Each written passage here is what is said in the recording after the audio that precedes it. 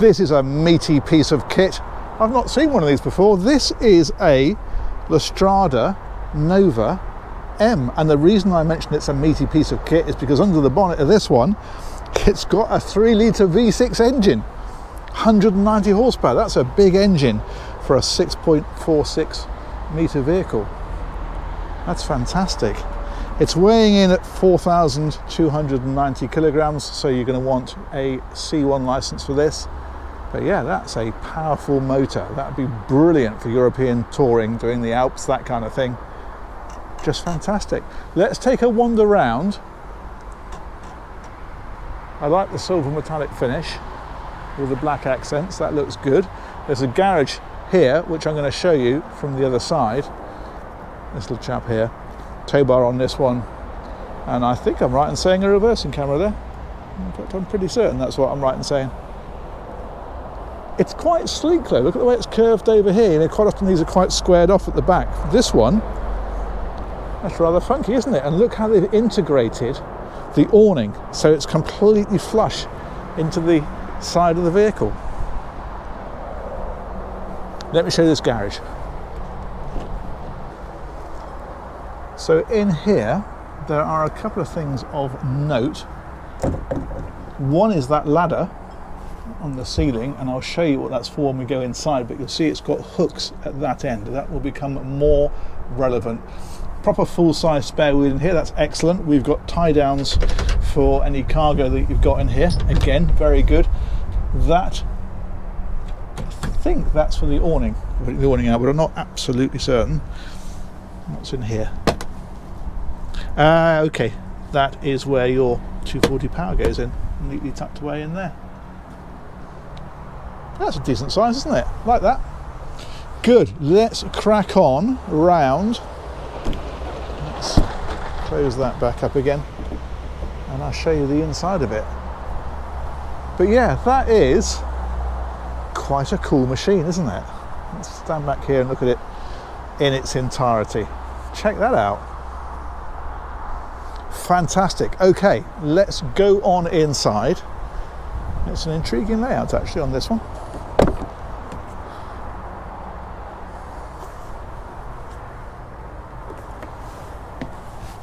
So your living space is here at the front.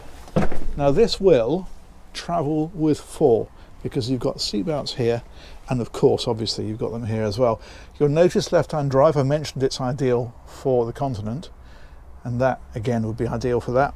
It's got the MBUX screen here.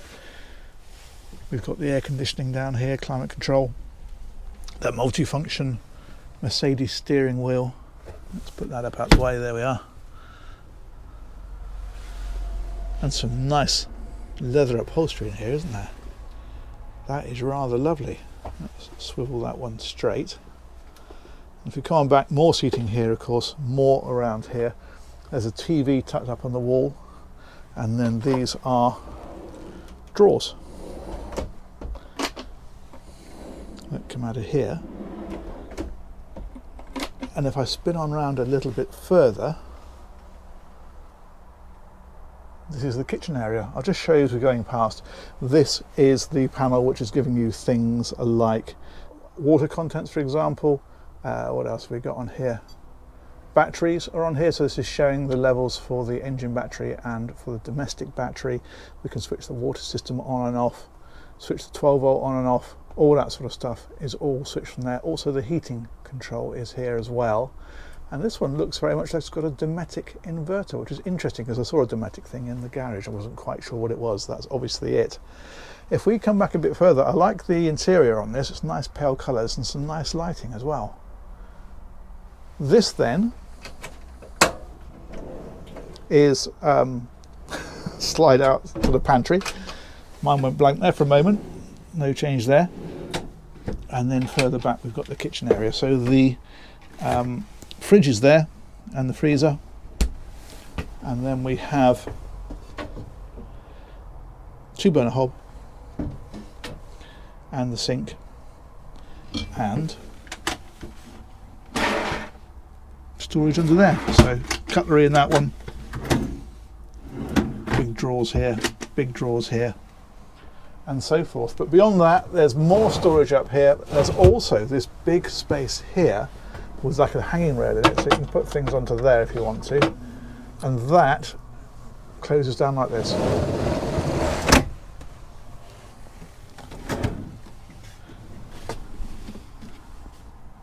And that's intriguing, isn't it?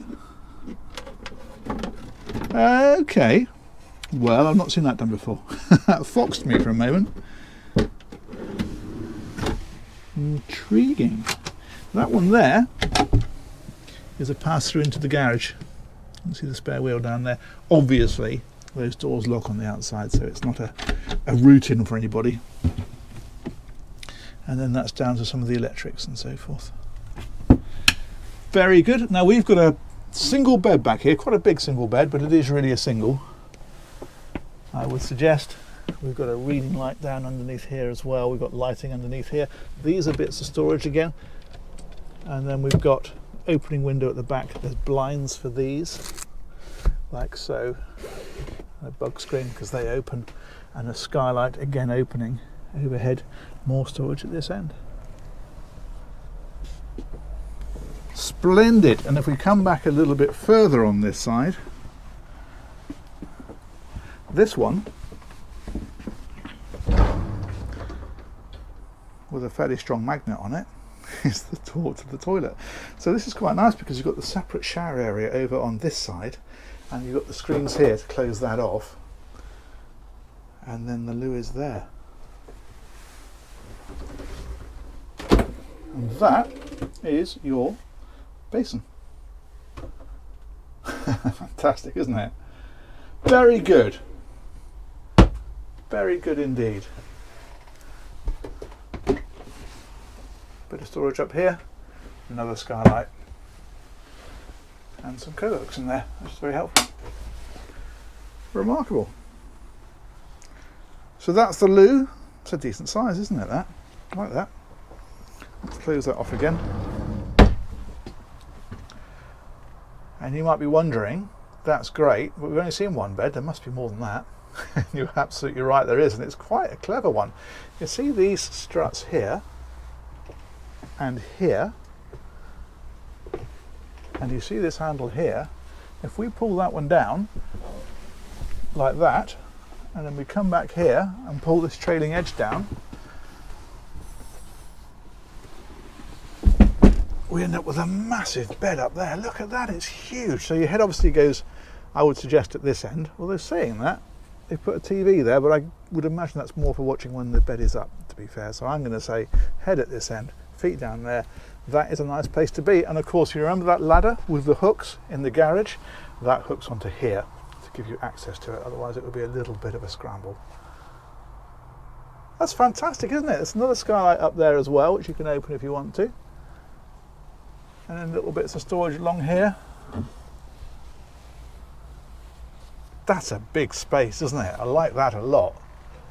This is a great vehicle for a couple who want to occasionally have room for somebody else, or occasionally travel with 3 or 4. That's brilliant. To put that back up away again then, we lift that end, we bring that one up in the centre, and it's gone. And what's quite neat, very, very simple arrangement, this little fellow here drops onto there, and that just ensures it can't possibly come down, for obvious reasons now, when you're going along, because it will hit that. Yeah, that TV now, that makes more sense. You can sit here and watch that from there. I don't think it's really for when you're watching in bed. You could do that, couldn't you? Anyway, I digress. There we are. That's it, La Strada.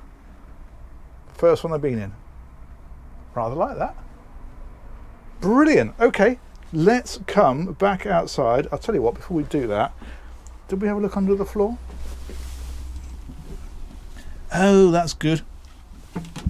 Extra storage. It's always useful, isn't it? Like so. Now I feel like we've filmed everything. It's smart, isn't it?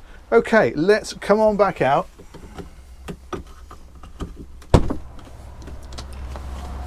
Oh, look at that. The sun's come out. It's like a different day. How long have we been in there?